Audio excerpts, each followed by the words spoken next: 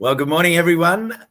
Once again from here in Townsville, where I'm really looking forward to having this conversation with Milly and Chris from Remember the Wild about the next stage of Milly's, just the ongoing capture of Milly's story as it unfolds around the country. Now, speaking of around the country, let us know where you are joining us from around the country. So I'd like to start by acknowledging that I'm on the lands of the Bindal and Woolgoorukaba people here in Townsville, and acknowledge that really everything about generations of caring for country is what's happening with this project of Milly's. It's about raising awareness. It's about bringing people and connecting them to the importance of our landscapes, the importance of our waterways, the importance of all of the animals that use and need and drive our landscapes. So it's wonderful to be here in Townsville, and we've got a few comments coming through already. Giovanni, good morning. David Ting, good morning. Hope you're both well. So yeah, this is. I'll just take these. We've got Annie's joined us from all the way from over in North Carolina. This was a slightly better time for her compared to last night's broadcast. Is it nice and warm in Townsville? Yes, definitely. That's why I'm in my WingThreads t-shirt alone, which is a real bonus. Welcome, Sam. Welcome, Monty. All right. So without any further banter from me, I want to say good morning, Milly. Hi, Costa. How you doing? Good to see you. Now, you will note, everyone, that Milly has a wonderful soundtrack. That's just a screensaver behind her, and she's pumping a big bird soundtrack over the top of her image. In fact, tell us where you are, Milly. Oh, I'm at the Rose Bay Caravan Park in Townsville, just up the road from you. I'm sitting in the camp kitchen outside. Yeah. Yeah, that's fantastic. Now, just before we bring Chris on, how did you connect with Remember the Wild and begin this story to document your story? Mm-hmm. Yeah, well, I know Chris from Melbourne Uni when I was doing my master's degree in zoology. So we were both studying black swans with the same supervisor at uni. So that's how Chris and I got to know each other, and we've remained friends since then. And Chris started a Nature Connection charity called Wild Melbourne. I think it must have been about 2010 or 11, something like that. No, it would have been later than that. Sorry, it would have been 2015 or something. And around that time, not long after that, I started doing this WingThreads stuff, and I got in touch with Chris because I knew he was doing film work, and yeah, we started talking about doing a documentary back then. So it's been a long time in the pipeline. Fantastic. It's good to sort of see that your connection goes right back. Look, here we go. I think Chris is giving a little bit of commentary there, so I'm going to bring him in. Here we go. Good morning, Chris. Hello. It's not me. I'm not doing the comments, but it's telepathy. I don't even have to type; it just appears. G'day. Good morning. Lovely to see you both up there in sunny Townsville. It's not quite as sunny down here. I'm in the Dja Dja Wurrung, traditional lands of Dja Dja Wurrung people in central Victoria. It's a bit overcast and cold today, but still beautiful nonetheless. So can you add anything to that background just to give people the context of where you two and how it sort of grew now to become, the project that you're following? Yeah, look, it's you never know, who you're going to meet in life and how long you're going to know them, and where your journey's going to take you. I started my master's at the University of Melbourne, and Milly was a bit of a mentor. She was teaching me how to catch the black swans that we were working on, in completely ethical ways, treating them well, and doing the research that we needed to do to help that population in Albert Park in Melbourne. One to another, and Milly said she was starting this amazing project, WingThreads, and she wanted to fly around Australia. And the first thing I said was, "Oh, can I film it?" And she said yes. And that was a long time ago. And we're still on that journey of telling her story. And we've obviously got the short film now, which is I've said to Milly throughout this process, I could make 6 different feature films about Milly and her story. There's a lot to it. There's a lot to the issue and the cause. There's also a lot to Milly. She's a pretty complex character and an interesting character. So, as someone who's known her for a long time, it's really hard to make a 10-minute film about someone you know so well and say, well, this is the piece that people need to know for now. It's very difficult, but it's been a fantastic privilege, and yeah, I'm incredibly grateful to the ABC and the Doc Society and Spring Vic, but also to yourself, Costa, and most of all Milly, for sticking with me for a long time. I'm not sure why. There wasn't a lot of promise, but she stuck with us, and here we are. That's not true. Yeah, can you refute any of that, Milly? Just for the record. I think Chris is underselling himself and his ability very much. Chris has a real talent for storytelling, and I think Chris is very good at getting people in the feels when he tells the story, and that's what drew me to Chris as a filmmaker. And I think that's what really comes across when people see his films, and that's what people connect to through storytelling. People connect to the emotional nature or stories of other people, because it meets them in their emotional landscape as well. That's really, when we talk about connection to nature, that's really what we're talking about as well, is how does nature improve your emotional well-being, and what do you benefit from in that regard, being in nature or doing things for nature. And I think that we don't really talk about those conversations very much in the environmental sphere, and I think we need to be talking about it more. Is that something that you're feeling is growing and changing with the nature of the journey? And as you talked about last night, how it's pushing and keeping you on the edge and eliciting feelings and emotions and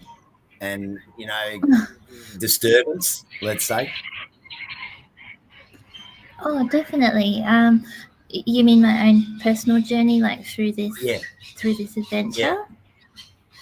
Yeah, absolutely. So sometimes I tell people, like, imagine just putting all the feelings that you could possibly have in a bucket and swirl it around, and that's this adventure. Like it can be a bit roller coastery at times, because you have that public facing aspect of the project, and then you have all of the stuff that's going on in the background, and you're managing those things on different levels.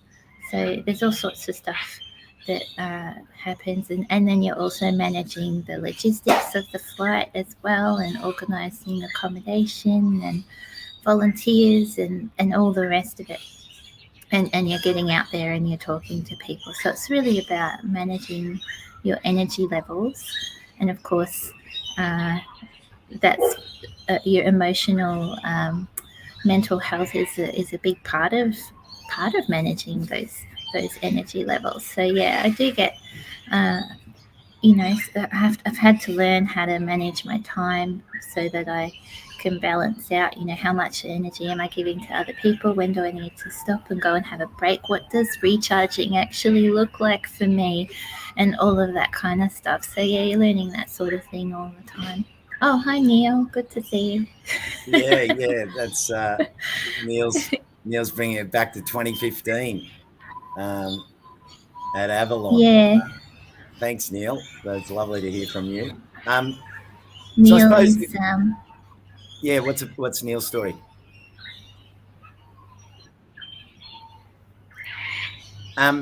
So I suppose the question. Or did you hear me, Milly? No, it cut out for a bit. Oh, okay. The question I wanted to ask, tell us a little bit about how this documentary opportunity came up and what they were asking for.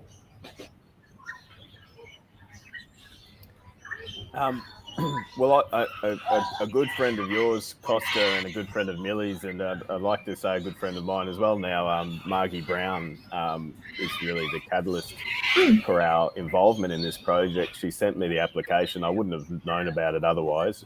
Anyone that knows me knows I'm not very across that kind of thing. So she sent that to us, and we completed that application.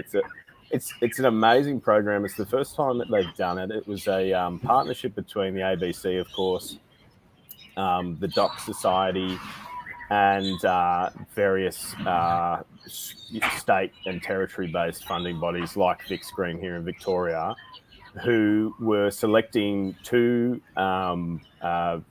film projects from each state and territory, except for New South Wales, to be involved in this program. It was a program for, I guess, environmental storytellers, people interested in telling stories about the environment, the climate crisis, and other environmental issues and challenges, and trying to bring them into the television and film industry and upskill them, and sort of, it was quite aspirational, building a bridge between that environmental communication world and the existing sector of television and film, which for someone like me who I don't have a film or television background, as people may or may not know.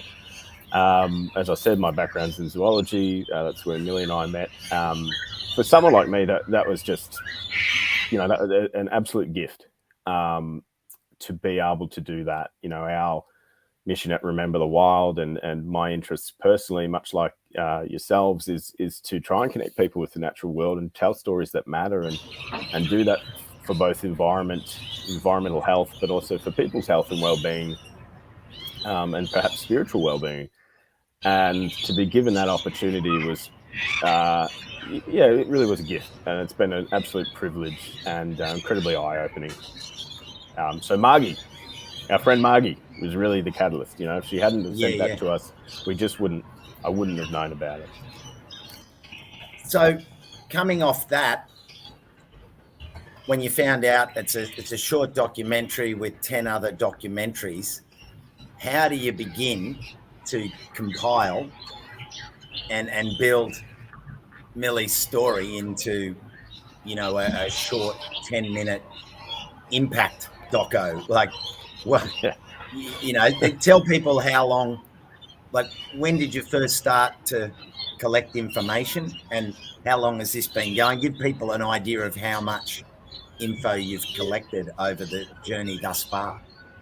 Yeah, so I mean, I've been filming with Milly for years, and we never knew quite what that was for, but we knew that her story needed to be captured and told. And Neil, I think there mentioned Avalon. I think I was there at Avalon with you, Milly, and I distinctly remember my one job was to film you land, and I forgot the SD cards. So that's right, and we had to do a mad dash to JB Hi-Fi. Driving around all of Western Victoria trying to get some SD.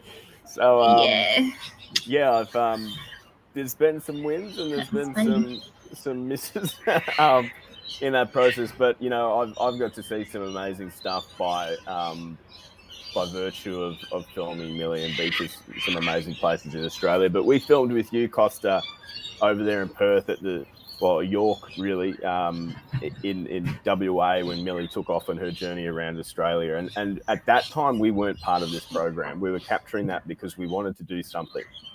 And we didn't know what that was. And Milly made it all the way to the Coorong in Adelaide, and we filmed with her there. And I was I flew with you, Milly, to Robe, and then we still weren't a part of this program at that time. We didn't know about it. So, we were capturing a lot of stuff because we just knew we should. And we didn't have funding to do that, but we knew it was a story that needed to be told. And we still have so much stuff, of course, that hasn't made it into this 10-minute film. But once that opportunity came along, it was incredibly validating, particularly for me personally, to have had Milly's faith in me for many, many years, to be able to say, right, well, here's something tangible. Here's the tangible outcome for our storytelling efforts, and we'll see where we can go from here. But how do you fit all of that in 10 minutes? I don't think I'll ever be confident that I went about that the exact right way. It's that old saying that I think's been attributed to about a million different people, but I wanted to write a short letter, but I didn't have time, so I wrote a long one. Brevity is a real skill, and it was very difficult. There's so much to this story, and there's so many. Having been close with Milly and her story for so long, there's always the risk that the most obvious, palpable things to me, I'd almost grown complacent about. But they're the things that when people first hear about this, they go, "Wow, that's amazing!" And so, trying not to get almost caught up too much in nuance when you're telling a short film, and making sure you're telling the basics right, and then hoping for opportunity to explore things further, and that people will be inspired by that and look into things further, because there is so much depth there and so much complexity.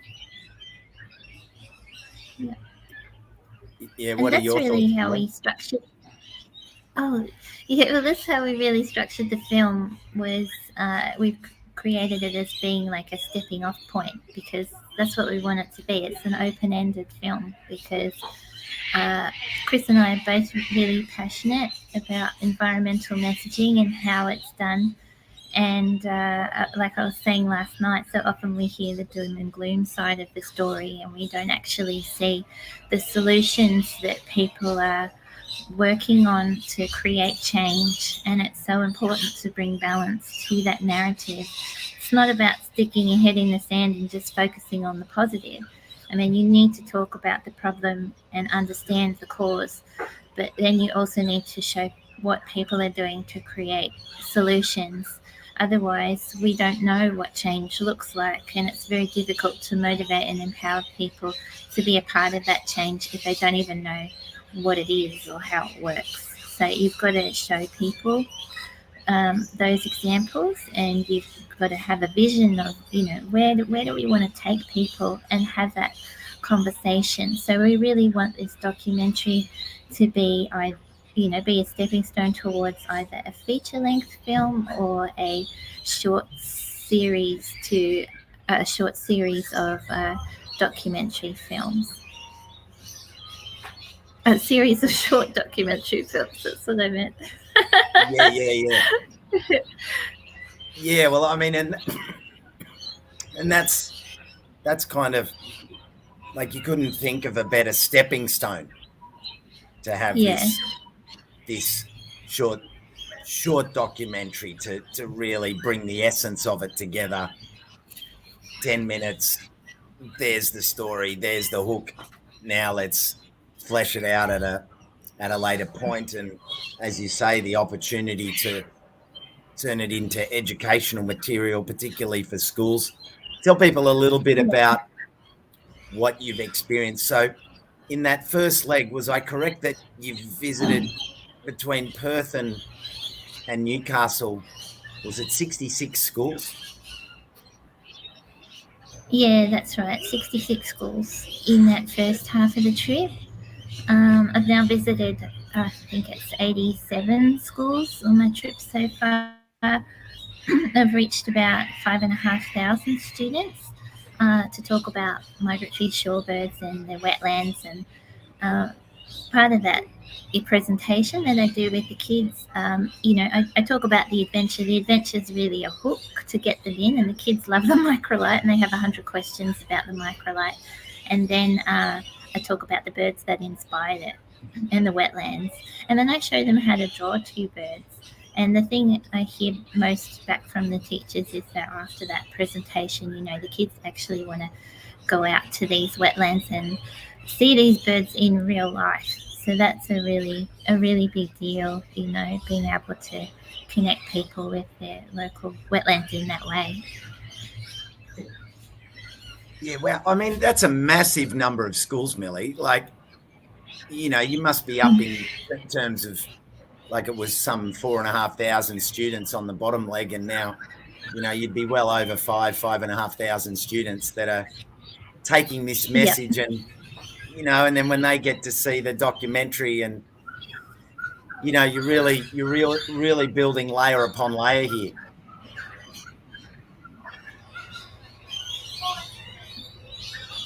Yes.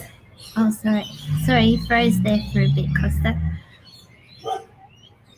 Yeah, I was just saying, with so many children having seen the video now, having met you, seeing the documentary will just open up, that next layer of bedding, to really bed it down.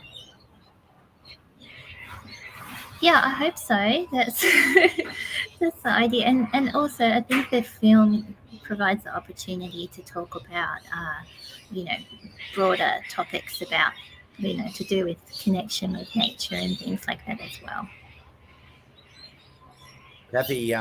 Kathy just asked this question for both of you. Why do you think film or storytelling is important for conservation? Start with Chris. Well, I guess, people, it's how we make meaning. It's how we understand the world, is through story. And we're bombarded by stories every day, whether we want to be or not, through advertising, through the news, through any experience that we have. And I think storytelling for conservation at its most basic level is trying to bring stories into the story landscape or the media environment, what have you, bring it into people's daily lives, the environment and issues related to the environment, and make sure that they're present in people's consciousness. At the most basic level, if we as a society or a culture, we're not telling stories about something that basically doesn't exist to us, it's basically gone. If the narratives aren't there, it's not a part of our collective understanding. So that's the most fundamental thing, I think, for me. And of course, storytelling, we know, is a very persuasive and effective way of communicating. It's a natural way that humans understand things. So we know there's very solid science. There's amazing scientists out there doing work on conservation and ecology. Being able to take that information and present it in a way that makes sense to people and is compelling, that's an important responsibility that I think we have to one another. How do you feel that carries across into what you're doing, with the students? Because you're also visiting a lot of libraries and communities too. How's it translating across generations? Like you said, how the children are loving it.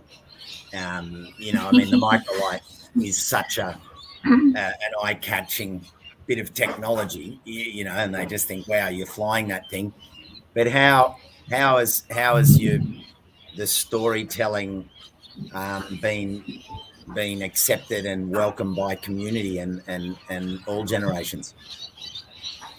Yeah, I get a very positive response from people when I tell my story. So when I share with community groups. I generally tell more about the story of how the adventure came about and how I got to be here where I am, and people connect with that because there's other ways to connect people with nature other than just focusing on like threatened species extinction, for example. People connect with the stories of other people. So when you share your own story, people see themselves in you. That's another reason storytelling is so important, is we reflect one another. That's human nature, and we see ourselves in the stories of other people. So when I share my own story with others and how, the birds have inspired me to learn how to fly, and, that flying the microlight is really, Chris describes it as an act of empathy, because it's an open cockpit aircraft and exposed to the elements like the birds are, and it's physical to fly like flapping your wings would be, and it flies at a similar speed to the birds, So I'm really getting this bird's eye view of the landscape and the changes that are happening to those wetland ecosystems and the impacts on them, and seeing firsthand how those areas have been minimized or degraded over time. And, you're really inviting people into having that experience with you. And you can invite people into that space through being inspiring and sharing your enthusiasm and your passion and your joy, as well as, the more difficult emotions like grief, because grief is a big part of it. When you have loss of habitat, ecological grief is a real thing as well, and it's something that we don't often talk about.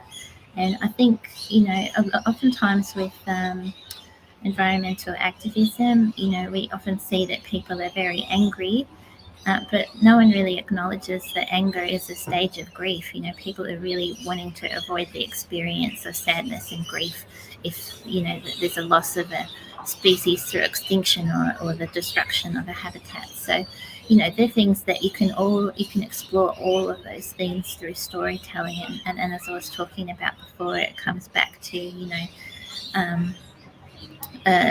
connecting through that emotional landscape. And I see Bronwyn has just put in the comments there about nature empathy. That's exactly it.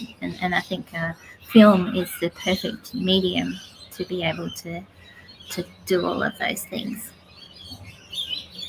Yeah, I mean, I remember in all of our flights, and I've been fortunate, for those of you that wouldn't know, I've been fortunate to go up 4 times with Milly. And really, from an understanding point of view, when you're up there and you're flying over a town or a city and you see the wild corridors, you see the creek lines and the rivers and the lakes and the coastal landscapes, and then you see just how the new suburbs are encroaching and encroaching and encroaching, and it's like, oh, there's plenty there, there's plenty there, there's plenty there. And then but when you see it from above, your perspective is totally different, and it makes you realize that there isn't this endless wild nature on our land, on our continent. And that is the privilege that you get up there, isn't it? Absolutely. Yeah, it's wonderful being able to see the landscape from above, but you do see how we're pushing right at the very edge of these ecosystems. Wow, we're getting lots of comments come in.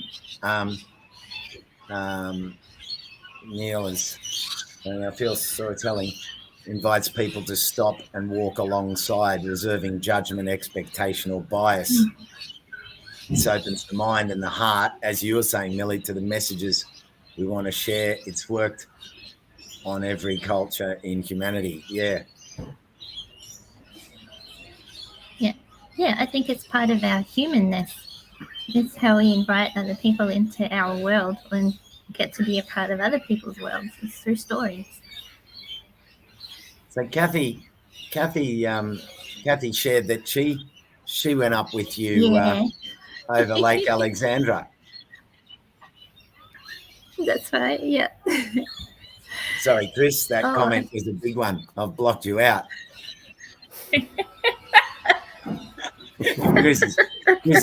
Chris, can you just look up? Can you stand up a little and look over the top of the comment? Yeah, we can't see you, right? Yeah.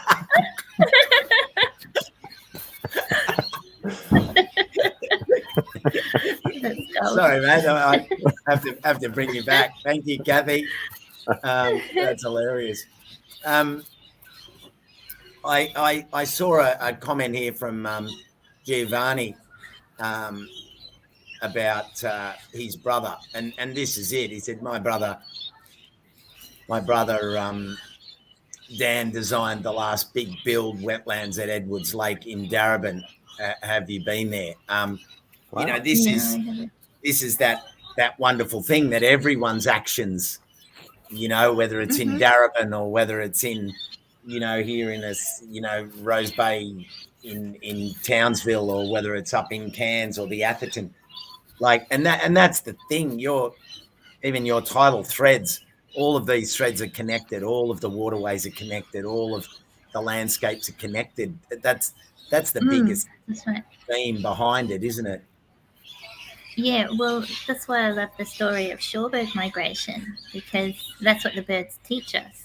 They're doing this migration up to the Arctic and back every year, flying 25,000 kilometers across 23 countries in our East Asian Australasian flyway.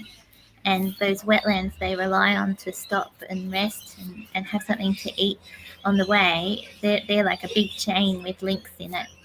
And those, if we remove those links in the chain, then it's much harder for them to be able to complete that migration successfully. So we're putting more and more pressure on the wetlands that are left to be providing the resources that they need for life.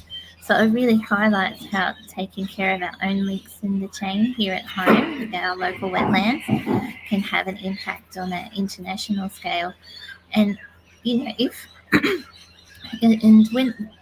not just birds that are relying on those wetlands for life, it's us as well. So it also opens the door to talking about how wetlands are essential for all life on Earth, including human life and the things that wetlands do for us as well. Now, Chris, tell us a little bit about what's happening on Thursday night, for anyone that may or may not be able to attend. I've got the little banner here for anyone interested, but yeah, tell us a little bit about what's happening. Yeah, so our film, along with all the other films that were in this program, we're very fortunate. We're being premiered at the Sydney Film Festival on Thursday evening. If anyone's around, the tickets are still available, and yeah, it's a really wonderful night. You're going to be treated to a series of short films about the environment in Australia, films speaking about traditional owners and their connection and their struggle for justice and custodianship, films about marine life, films about wildlife care, films, of course, about migratory shorebirds, or one film. And it's fantastic, and it's an amazing lineup, and I can't tell you what a privilege it is to be involved in this program with these other filmmakers who are just incredibly genuine people and very, very talented. And if you're in the area, I strongly encourage you to come and see it and say g'day. Costa, I think you might be there. I know Milly and I will be there. Yeah. And then Sunday at the Australian Museum, they'll also be shown again, and there'll be a panel with some of the filmmakers. And then following all that, in a couple of weeks, they'll be available on ABC iView for those who can't get to Sydney, and they'll be screened on. We will be broadcast on ABC TV, Milly, which is fantastic. Yeah, which is awesome. It's so exciting, really cool. Yeah, it sure is. Well, look, Is there anything else either of you want to add to our and I'd like to add, something I'd like to just say, having followed Milly around basically with the camera, and also from a distance had many conversations with her as a friend and observed her journey. Often the person that we see publicly is, Milly's this enthusiastic, eloquent, energetic person, but a journey like this is hard. And she might not talk about it much, I don't know, but it's a tough thing. And it's one thing for these shorebirds to take a journey over many, many thousands of kilometers, but for a person to do it at times alone, completely alone at times, is an incredible feat in and of itself. And it's something that doesn't come through as strongly in this film because we did only have the 10 minutes, but I think it's part of the story that's really, really important, and it's a testament to Milly's character that she has done this. And we're talking about nature here, we're talking about the birds, we're talking about the environment, but there's an incredibly crucial human element here, and I don't know that I'm pretty confident I could not do what Milly has done, let alone the skill involved in being a pilot, but just the fortitude of what you've done, Milly. I think it's important people know that there's a human behind all of the live streams, and you're such an authentic and genuine person on here, but obviously there are things that people don't get to see, and I think it's important that people know just how amazing you are and how strong you have been throughout this to keep pushing through. And I think you're an incredible person, and an amazing character for a film, that's for sure. Well, thank you very much. That's very thoughtful. Thank you. You put up with me, which is tough in Oh, no, I think Chris underestimates himself as a filmmaker and storyteller. I mean, yeah, thank you. And Chris, he, as you said at the start, you don't have a formal background in filmmaking and television, and yet here you are with creating this amazing short doco that's premiering at Sydney Film Festival. It's amazing. And Chris, throughout that whole process, was telling me that that the WingThreads film was often mentioned as one of the favourites, or furthest along at different points in this process as well. So I think that's also testament to Chris's ability as a filmmaker. So I'm pretty excited about seeing the film at Thursday, and hope some people watching can come along and join us. Yeah, well, look, that's a great point at which to let everyone anyone on the replay, thanks for coming on and watching the replay, everyone. But for those of you who are with us live, thank you for joining in. And I suppose we're getting close to 9 o'clock. For some, you might have to get down and into your work. But really, really lovely to chat with you both and to get those little insights about the opportunity that the doco is bringing, but also the hard work behind it all, and just how much is involved when it comes to not only capturing information. And Milly, you've caught a lot of wonderful data in just every flight. And Giovanni was asking earlier how many cameras are on the camera. There's on the trike. You've got one on each. Is there one on each wing, or do you just use one mount? I have 3 if you include my phone. So I have a GoPro and an Insta360 camera, and I also have my just my phone attached to a mount on the wingtip, so I can do the live stream. Yeah. So there's, I imagine for making a more extended doco, Chris, there'll be plenty of plenty of footage that you'll be able to cut Heaps of footage. like hours and Yeah. hours and hours. It's an amazing amount of footage, and including with yourself, Costa, saying some very beautiful things. So, Yes. And a huge supporter of Milly and her project and this film, it should be said. Oh yes, yeah, thank you, Costa. You do amazing things as an ambassador for this Oh, project. It's pretty yeah, amazing. yeah. Look, When I invited you to come flying last year, I didn't expect you to still be around over a year later. I thought it would just be a one-off, but here we are. and what a year! I mean, what a year! What a year, yeah. It's been incredible. It's probably been a bit longer because it's sort of like March, wasn't it? It was early in the year that we touched Yeah, it base. was February actually. February, yeah. So it's been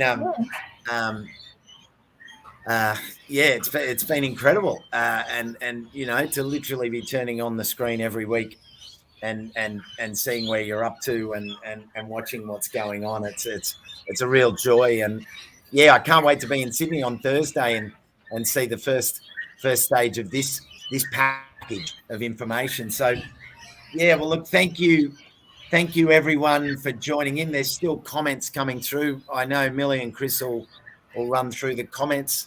I haven't been able to flick all of them up, but yeah, thank you for joining in, everyone. Thank you to everyone that joined in last night as well. If you didn't see that one, just have a look on my page or Milly's page.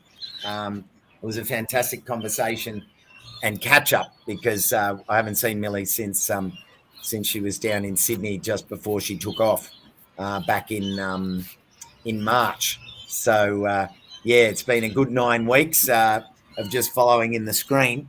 So yeah, we caught up last night and had a great conversation, and I was fortunate enough to have dinner along with Milly and Grant and have a good catch up. So yeah, thank you, Chris.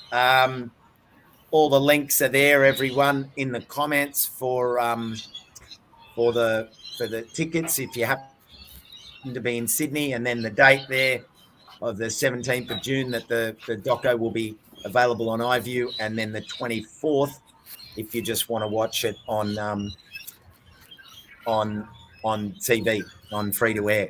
So Milly, let the journey continue, and we'll be back on here again having a catch up soon. And just for me, please support the other filmmakers in this program too. The link's there, so check out their films and get around their projects and follow them and all that. Absolutely. They're just awesome people trying to do really good stuff. Yeah, well, yeah, good on you, Chris. That's right. I'm really excited to see the other films and how people are telling stories, eh? All right. Well, I'll just there's just 2 more comments come in. Bye, everyone. Yeah, bye. Thanks, guys. Great way to start my day. Thank you, Kathy. Yeah, thanks again, everyone, and we'll talk again real soon. Ciao for now.